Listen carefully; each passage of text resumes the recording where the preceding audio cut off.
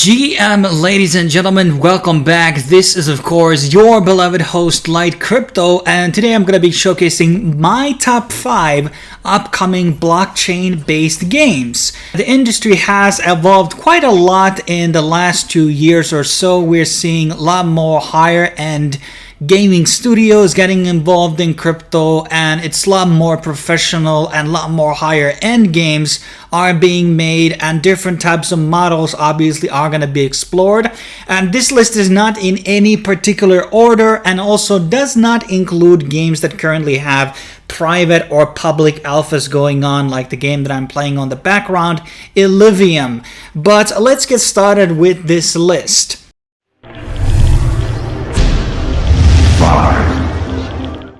At number 5, we have TriFest, which is being published on the Revived Games platform.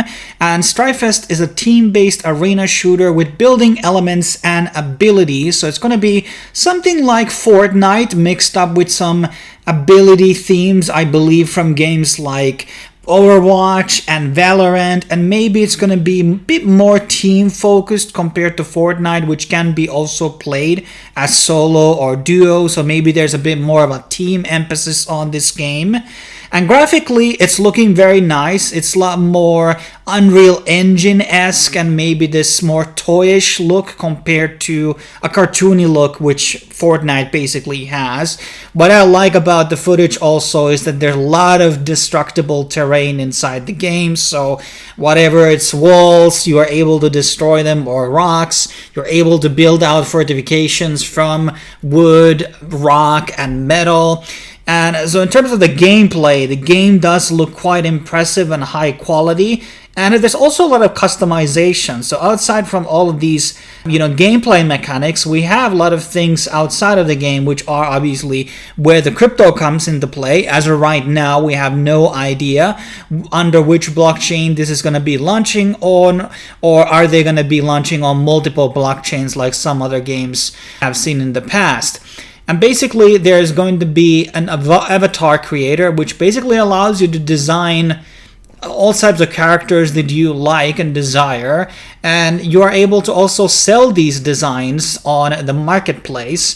So all types of different things can be created inside the asset creator. So this is kind of like whatever, just like outfits, tools, structures, and I believe skins for like hands and weapons and helmets inside the game. So it's kind of like taking a playbook from CSGO, and that could be a very extremely interesting element. Will there be some type of limitations? Can anybody just upload anything? Will be there some copyright systems in place? Like, are you able to create absolutely anything into the marketplace? And is there going to be content that is being solely sold by the company itself, or is it going to be fully by the creators? That remains to be seen. There's also going to be a game maker, which is kind of like what they call the playground. And this is going to be something akin to what Sandbox is doing. So you're basically able to build out your own levels, and I guess there are levels of customization that you can do. Maybe you can build some type of an RPG inside the engine or something else. But overall, it seems quite customizable as a game and very promising graphically. Obviously, we don't know much about the overall concept of the tokenomics and the NFTs, and obviously the blockchain itself. So there's a lot of promise for this game in terms of how the game itself looks, but in terms of like all the crypto aspects are still a bit of a question mark. And currently there are signups for the beta, which I believe is going to be starting out very, very soon.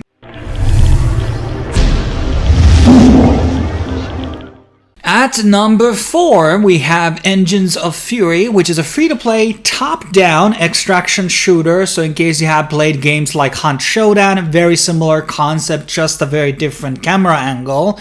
And this is a different game in the sense that they already have launched their token, which is called Fury, which is available on Binance Smart Chain, and it's already listed on a lot of top exchanges like Huobi, Gate, GooCoin, Bitget, and you can also find it on a couple of different dexes as well. And the game itself is going to be running through Binance Smart Chain, Polygon, and also Immutable X. And in terms of the tokenomics, it's actually not too bad because there seems to be a lot of thought put into this.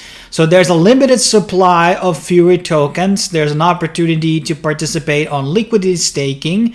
Other utilities of the Fury include upgrading your cosmetics, accessing reward schemes throughout earning inside the game, in-game credits, NFT minting, and also monetization of user-generated content.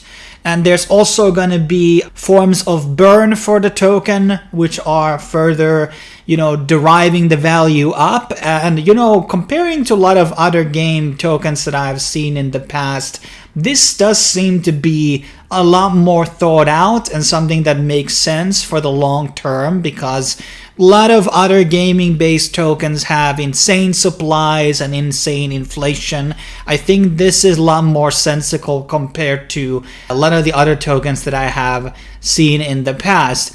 Now, in terms of the look of the game, it really plays out like a futuristic Diablo game. You're basically having different types of characters which are using different types of guns, killing out monsters basically. And since it's an extraction style of a game, I guess you're going to be, finding certain objectives inside the map and extracting a certain type of chest, or maybe eliminating enemy which will be dropping out a certain item. And then you can also loot pretty much all the enemies that you're going to be facing in the map. And they are going to be, I believe this loot might be also sellable throughout the marketplace or convertible into equipments or something like that. So that is kind of like the gameplay loop there. And it's not too bad of an idea. It kind of brings out a limitation. So if they want to say that, hey, you can only go into 5 extraction missions per day, and usually there's a high penalty also if you die inside the game and don't make it to the extraction. So I see a lot of potential with this game model. In terms of the gameplay and the graphics, it don't look too bad in my opinion. I'm curious to see how many team members can be put into a one group. It can be a pretty nice game to play with friends. And there's also a lot of very, very high-end partners and investors, including in this project called Animonica Brands. We have Shima Capital, LD Capital, Double Peak, we got Chain GPT, Aether, and BNB Chain. All the team members are doxed, and there's many streams where they kind of showcase the game and what it basically is about. And a lot of these people, as I said, have worked in a lot of prestigious games like Borderlands 2, Assassin's Creed 5, Batman Arkham Origins, Metro Exodus. Some of them have worked in Unity, Blizzard Entertainment, Ubisoft, D-Race, and a couple of others. So it's a pretty stacked up team in terms of partnerships and people working on it. And we are probably going to be seeing launch of the closed beta really, really soon, I presume, this year. But this is one of the more games that can be pretty exciting, and the tokenomics, as I said, actually look quite good.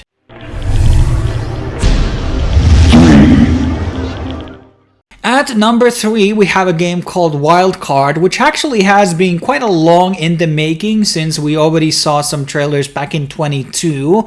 And I believe that they are going to be gearing up quite soon for eventual public beta testing of sorts. I know some influencers had access for this game for quite some time, as they have done some content around the gameplay. Based on the footage that I've seen, the game seems to be quite ready. And in terms of how the game works, it's like Castle Fight meets MOBA. So you're basically able to choose a character, and then you're going to be building a deck of monsters which are going to be accompanying you inside the arena, and then you're going to be summoning these monsters on the field, and the goal is to basically destroy the enemy base. And so it's kind of like a rock, paper, scissors in that sense. So some monsters are obviously good against the others, and it's a very simple gameplay loop. It's obviously kind of like combining those castle fight elements with MOBA, because it's kind of obviously drawn from third person perspective, and you have kind of like these lanes similar to a MOBA game. And visually it looks pretty good. I think maybe even the best out of the bunch. So it has a clear distinctive art style going on over here and very appealing colors. And then you obviously have this ability and freedom play around with your character alongside the monsters that you're going to be summoning on the field. So it's kind of like a revolutionary concept in that sense, and I don't believe that there has really been anything quite like it so far. In terms of the tokenomics and the crypto aspect, we currently have a couple of NFTs already released, which can be bought on Polygon. So they are listed on places like Magic Eden and OpenSea. And then you can even get a free NFT by joining their Discord and basically completing this quest. Also, they have Paradigm as one of the investors behind this game, which I'm always bullish on. That's kind of how I learned about this game in the first place. So I'm expecting some type of play to earn airdrop happening at some point. And as I probably already alluded earlier, there's no data about a token as of right now, so I'm presuming that there's going to be some type of token rewards for people who are winning games inside the arena. Maybe you are able to even like sell out these monsters inside the game in exchange for those tokens, and maybe there's going to be some types of elements, or they might just decide not to release any token whatsoever and just focus on the NFTs themselves, which maybe would be not exactly the best decision in my opinion. I kind of like that there is a token and NFTs.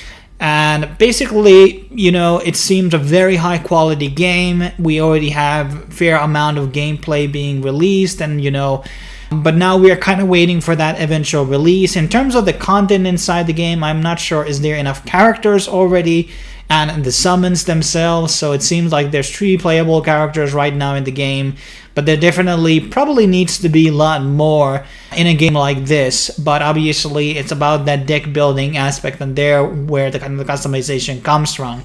But in terms of the tokenomics and the economical aspect of this game, it's still kind of a bit on the shroud of mystery, but I can definitely see that a game like this can be very successful and a pretty nice game to play and fun game to play all together. But I have to probably, give my further opinion when I get to play it myself.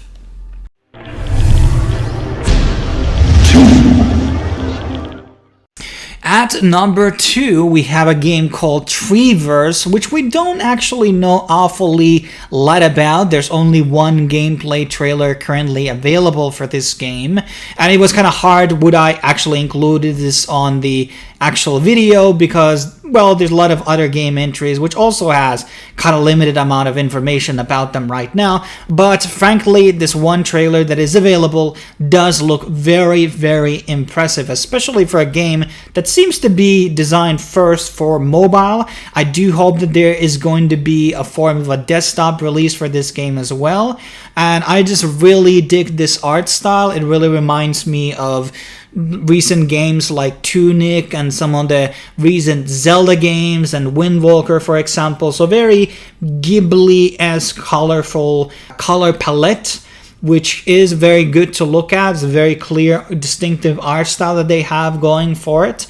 And it's really promising from that perspective. And all the other design concept arts also look very beautiful. The team behind it is called The Endless Clouds. And there isn't really that much information going on about the other aspect. There's a lot of big investors also behind it. Animonica Brands, Momentum, Game Fee Ventures, Roshinante Research, Skyvision Capital, and a bunch of crypto degens which have also invested. And it's going to be free to play, that's what we know about it. And this is going to be designed for mobile, as I said, but according to their FAQ, it is going to be ported on PC at the official launch.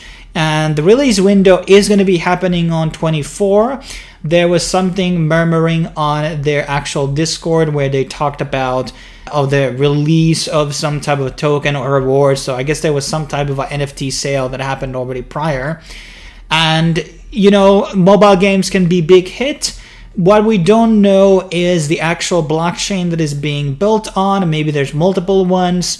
And we don't know much about the NFT tokenomics and what is the economy of this game going to be looking like. Even if you have a really nice game with a very good gameplay loop, that is not going to be enough to build a successful game in the crypto space, because you have to have something very substantial there, which is going to be keeping people's coming in again and again, and distribution system that is not overinflating and kind of has very clear derived value. But in terms of like the animation and stuff that you can see on their Substack, it is very impressive, and I believe that we're going to be seeing some type of a closed beta release in a month or two. So this is a very exciting game, especially for those people who are only playing games on mobile.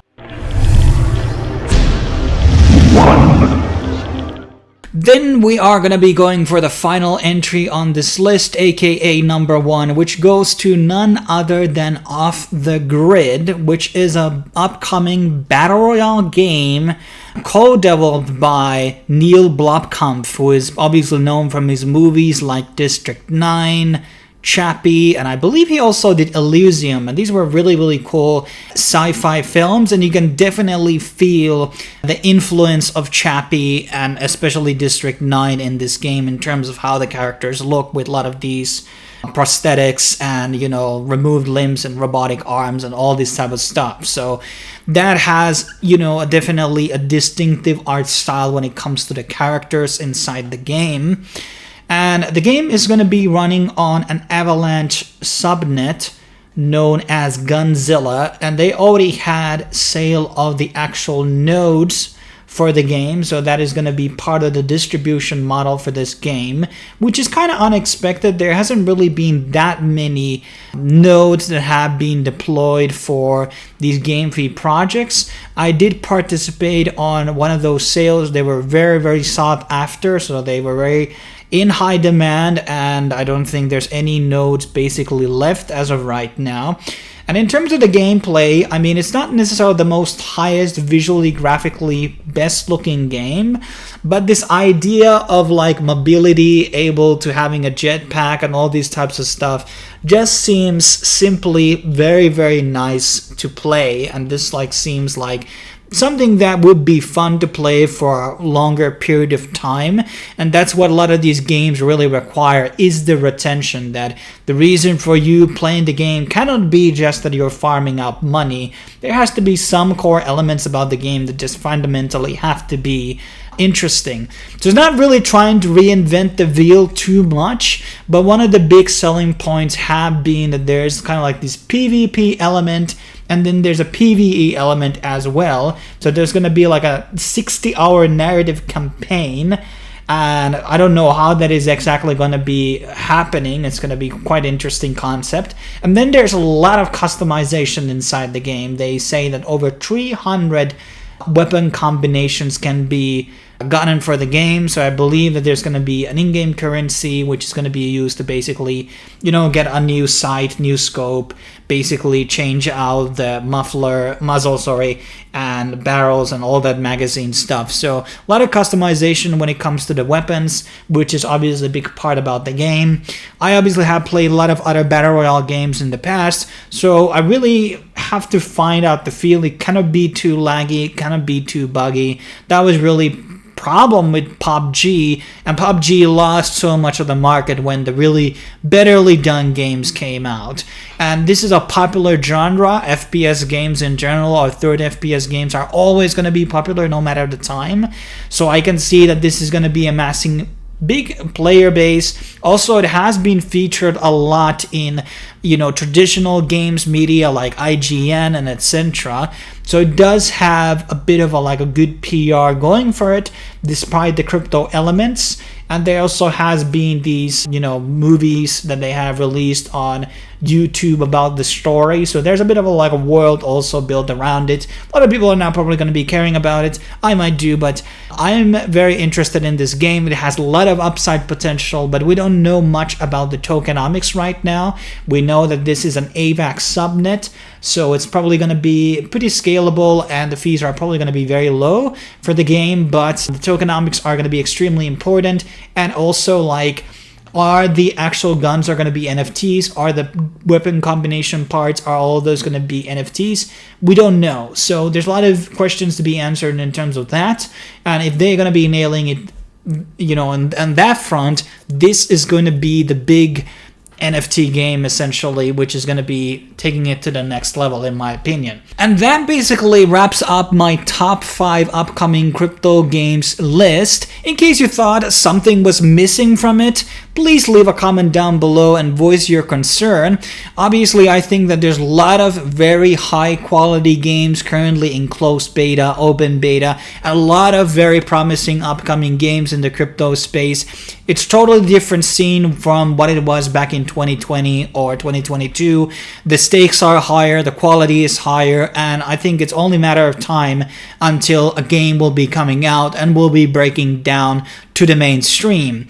Also, I do want to add out a couple of honorable mentions like Dark Times and Shardbound, which didn't make it to this list, but I think still are, worth mentioning as games that seem quite interesting to me. And obviously there are some other entries as well, but there's only so much time to talk about so many games. As always, make sure to subscribe to the channel and stay tuned for individual reviews for these games, and obviously check out my airdrop spreadsheet for more game fee based airdrops which you can grind out right now. Thanks for watching. I will be seeing you next time.